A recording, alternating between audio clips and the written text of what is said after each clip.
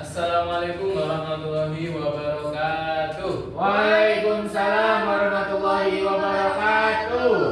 Kaifa halukum? Alhamdulillah. Alhamdulillah. Kedengarannya ini pada semangat semua ya. Semangat ini. 45. Baik. Sebelum kita memulai pelajaran kita pada pagi hari ini, mari kita berdoa terlebih dahulu.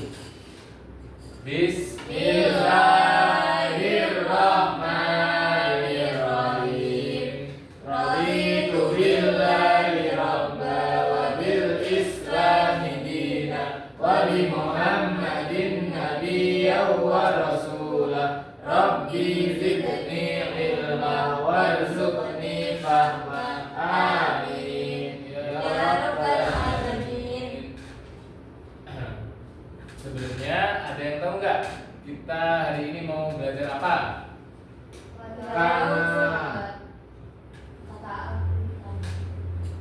Jadi hari ini kita akan belajar mengenai kana wa akhwatuha. Apa sih arti dari kana wa akhwatuha itu? Ada yang tahu nggak? Nggak tahu Pak. Kana wa akhwatuha itu artinya kana dan saudara-saudaranya. Jadi kana itu punya saudara. Siapa saudaranya? Saudaranya nanti kita spill. Sebelum itu Ustadz mau sedikit mereview materi kita minggu lalu. Jadi pada minggu kemarin kita kan sudah belajar mengenai jumlah fi'liyah dan jumlah ismiyah. Ya. Jadi pada jumlah ismiyah itu terdapat mubtada dan khobar, di mana tidak ada perubahan di dalamnya. Contohnya seperti kalimat at-thalibu mujtahidun, di mana setiap katanya itu diakhiri dengan harokat dhamma. Jadi tidak ada perubahan.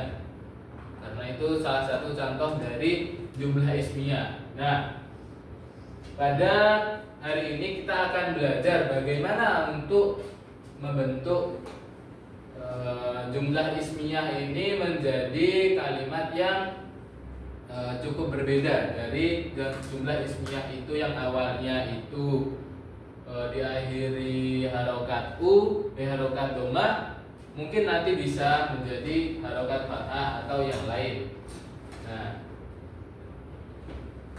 mungkin Ustadz sedikit menjelaskan kenapa kita harus mempelajari kana wa akhwatuha ini. Jadi dalam surat An-Nisa ayat 96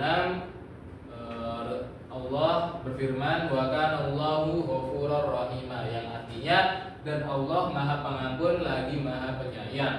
Nah, jika kita melihat ayat ini, artinya kan Allah itu Maha Pengampun dan Maha Penyayang. Tapi jika tidak ada kata kana di depannya, orang-orang itu bisa salah mengartikan, di mana kana itu di mana Allah itu kan sifatnya terdahulu, Allah itu terdahulu sifatnya, dan Allah itu Maha Pengampun lagi Maha Penyayang. Jadi walaupun Allah itu sifatnya itu Maha Pengampun lagi Maha Penyayang itu ada sejak dulu, tetapi masih sifatnya itu masih ada sampai sekarang, maka dibutuhkan karena itu sebagai tambahan.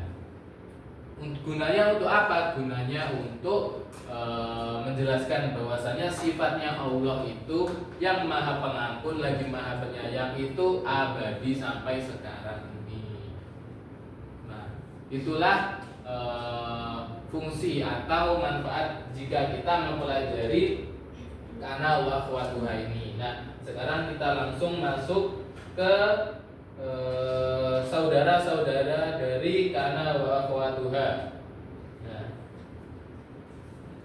saudara kana wa akhwatuha yang pertama ada dolla, kemudian bata, adha, asbaha, amsa, soro, laisa, zala, dan bariha. Tapi pada hari ini kita akan fokus di kana terlebih dahulu karena materi yang kita pelajari pada hari ini cukup panjang. Jadi kita akan mulai di kana terlebih dahulu. Oke, langsung bisa diamati ya anak-anak. Nah, di sini al-ustadu kedudukannya sebagai mubtada dan mahirun kedudukannya sebagai khobar. Ya. Lanjut. Di sini ada contoh al-ustadu mahirun. Tadi al-ustadu kedudukannya sebagai mubtada dan mahirun kedudukannya sebagai khobar. Nah, kita belajar tentang isim kana dan khobar kana. Kita lihat ya perubahan yang terjadi. Nah, jadi kana al-ustadu mahiran. Nah, bisa dipahami teman-teman apa butuh pengulangan lagi? Tidak ya? Bisa Langsung kita analisis. Jadi tadi kan jelaskan bahwasanya sebelum ada kana itu al-ustadu mahirun, di mana al-ustadu itu menjadi mubtada dan mahirun menjadi khobar. Tapi setelah kana itu hadir terdapat perubahan teman-teman. Nah, apa yang berubah? Kira-kira harokatnya mana? mahirun. Mahirun menjadi mahirun. Nah, masuk ke pertanyaan pertama. Apa yang terjadi saat kana masuk di depan kalimat? Ada yang bisa jawab?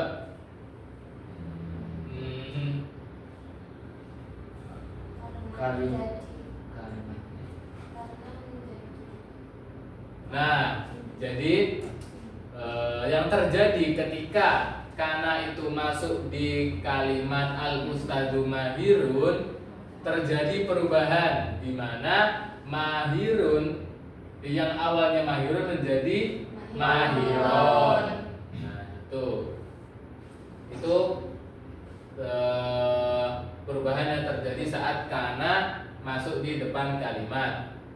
Nah, ada yang tahu nggak kenapa kok harokat dari mahirun itu berubah menjadi mahirun? Karena ada kana. Ada yang tahu nggak? Apa? Karena menjadi maf'ul. Hampir benar. Apa? Karena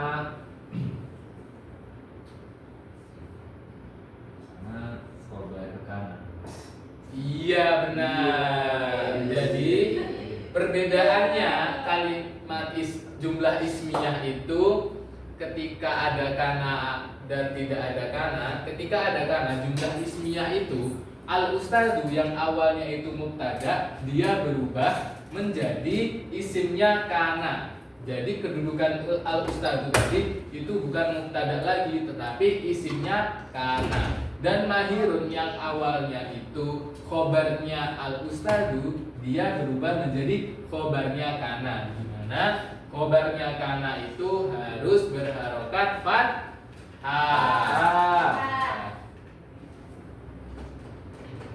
Nah, jadi terdapat kaidah atau amal dari kana itu yang biasanya itu dihafalkan di pondok ya.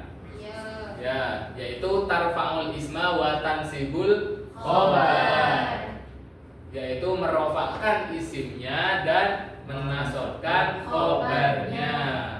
Di bawahnya juga terdapat rumus, mungkin bisa mempermudah anak-anak untuk belajar membuat kalimat dari kana itu. Yang pertama itu kana dan isimnya kana itu tetap u, jadi tetap dibaca u atau dhamma, dan khobarnya berubah menjadi a atau fathah. Seperti itu. Apa ada yang perlu Ustadz ulangi dari penjelasan ini? Tidak. Oke, kalau tidak ada, kita langsung lanjut di game. Jadi saya minta setiap dari kalian itu memilih salah satu angka. Nah, yang pertama Mas Abi pilih nomor berapa? Tiga. Angka 3. Mbak Laila. Ini 1, berarti Mbak Aziza nomor 2. Langsung ya kita masuk di nomor pertama. Jadi nanti ketika kita Ustadz ganti slide-nya nanti akan muncul kalimat jumlah ismiyah dan kalian harus merubahnya dengan menambahkan kana di depannya. Bisa dipahami ya? Paham. Ya. Masuk di nomor 1 untuk Mbak Laila. Ya, silakan. Kana babu maftuhan. Ya, benar sekali.